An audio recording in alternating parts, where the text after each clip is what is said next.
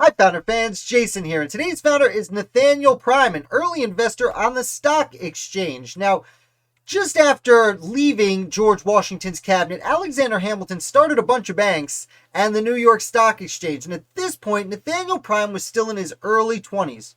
Up until this point, Prime had worked as a merchant's coachman, which meant he rode around in a horse and buggy, bringing wares and investments and money for merchants around the Northeast.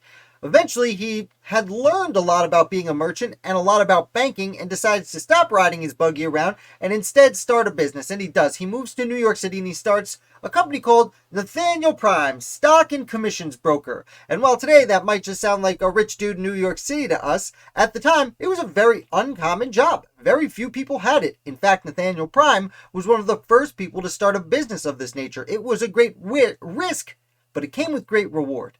Nathaniel Prime ends up becoming extremely wealthy.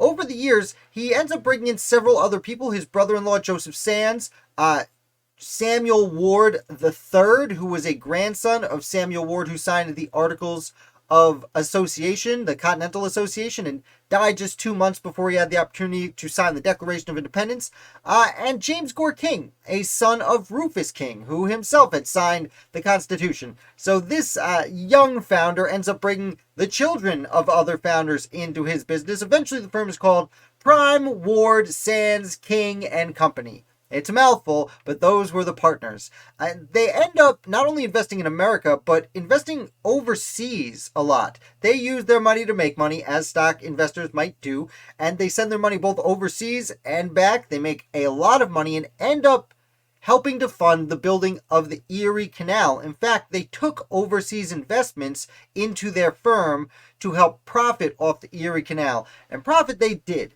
Back before the internet and telephones and anything else, the Erie Canal was the first superhighway, back before there were no 4-lane roads.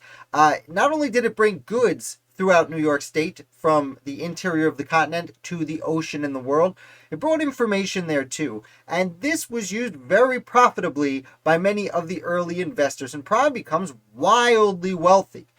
Now, a few decades later, Prime decides it's time to retire, and in his mid-60s he does retire, and he makes it about 5 years until he decides he doesn't want to go on any further. And for those of you who are squeamish, you might want to stop the video or at least mute it for what I'm about to say. Nathaniel Prime ends up going up into his bathroom. He looks in a mirror. He takes a knife and he cuts his own throat from ear to ear.